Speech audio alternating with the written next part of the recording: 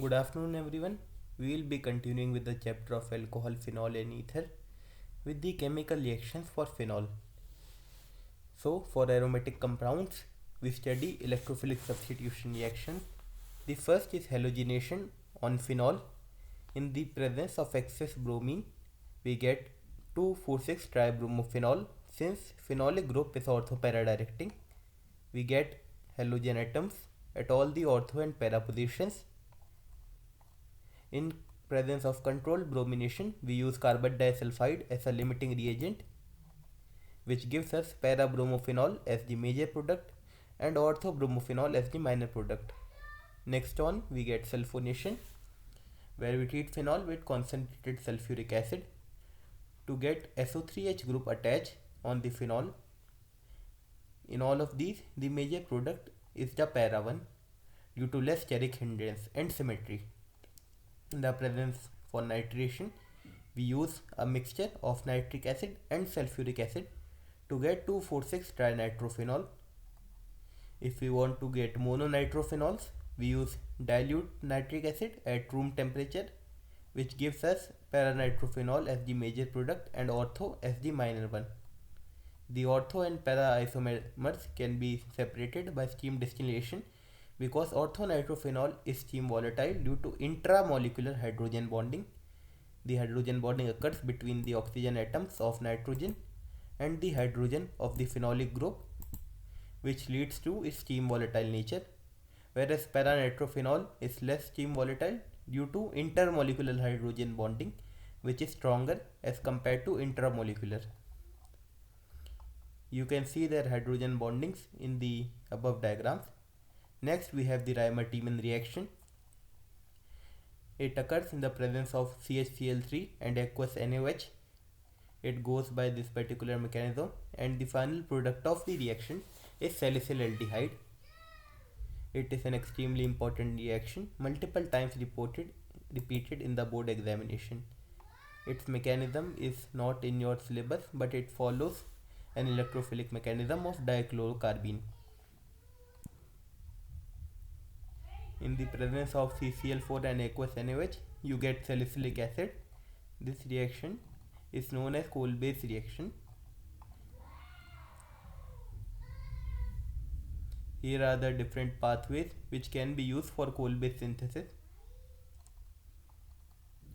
Next, the reaction with zinc dust removes the OH group from the ring and gives you benzene as a product. And on oxidation of phenols in the presence of strong oxidizing agent like sodium dichromate and sulfuric acid, you get benzoquinone.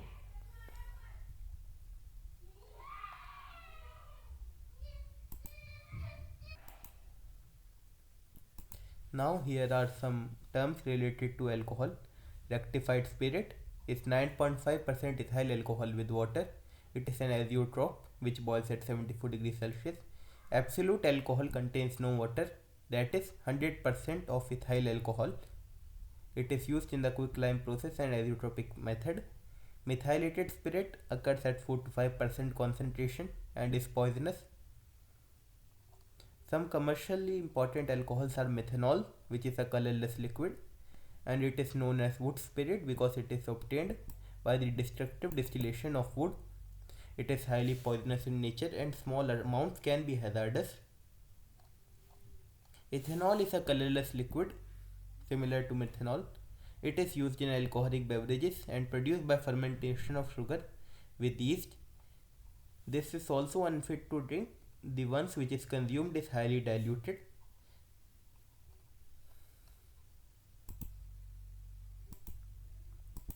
Now we continue with the last part of this chapter, ethers. Ethers are organic compound which has two alkyl groups attached to a divalent oxygen, which is known as ethereal oxygen. These are represented by the general formula ROR, where R may or may not be alkyl or aryl group and may or may not be similar. The two types are simple ethers or symmetrical ethers, such as dimethyl ether, as you can observe on your screen, or mixed ether such as ethyl methyl ether, which has one side ethyl group and the second side methyl group. We go in alphabetical order.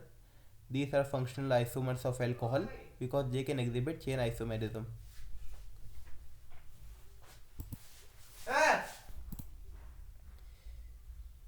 Yeah, so as we are continuing, this is the structure of ethers which we generally observe. The hybridization around the oxygen atom is sp3 due to the presence of two groups and two lone pairs, which gives it a tetrahedral structure. Now, the IUPAC nomenclature of ethers are generally regarded as alkoxy alkenes such as methoxymethane.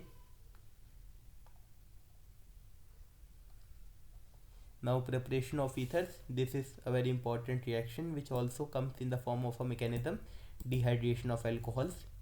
2 moles of any particular alcohol ROH treated with concentrated sulfuric acid at specifically 413 Kelvin leads to the formation of ethers ROR, with both having the same type of alkyl group which we have taken initially. The mechanism proceeds in 3 steps. First of all, the protonation of alcohol takes place in acidic medium, which turns into OH2 positive, making this oxygen extremely unstable due to the positive charge and 3 different bonds formed. Afterwards, this water gets removed and we get a carbocation. Then in the next step onwards, this carbocation gets it's one of its hydrogen removed.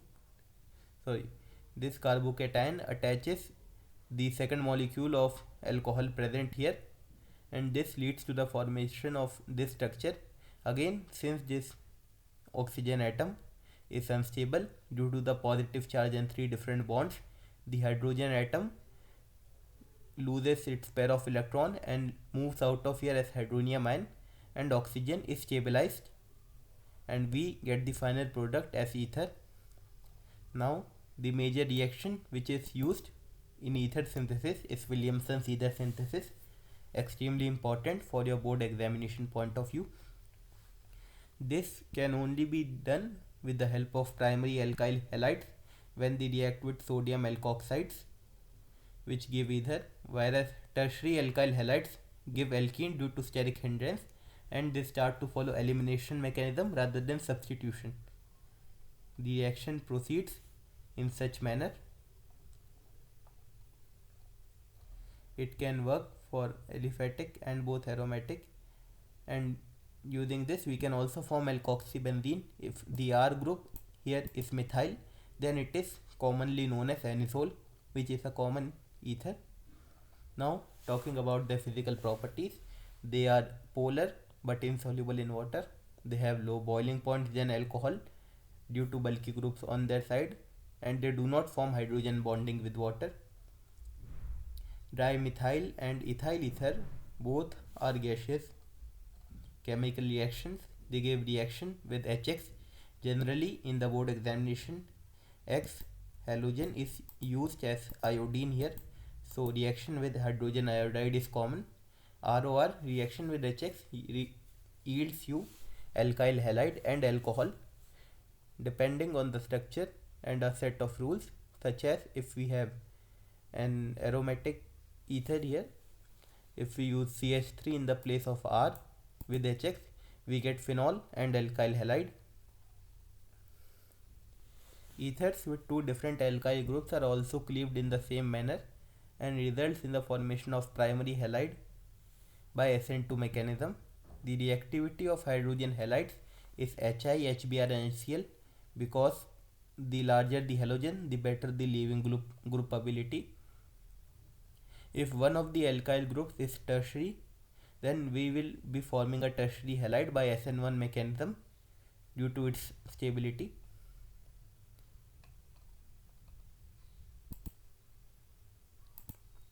Now for the electrophilic aromatic reactions of ether.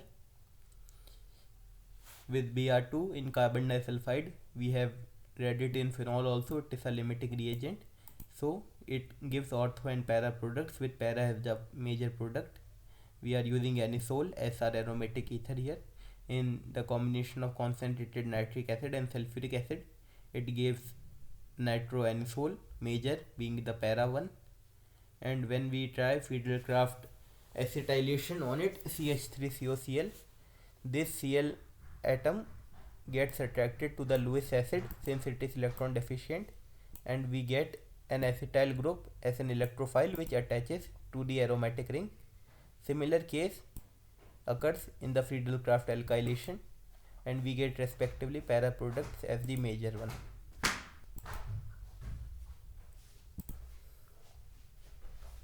Now ethers are used for multiple different purposes. They can be used as a refrigerant and a solvent at room temperature, and they can be used in anesthesia as a surgical method. That concludes the chapter of alcohol, phenol and ether. Hope you like it. We would continue with the chapter aldehyde, ketone and carboxylic acid in the next chapter. Thank you.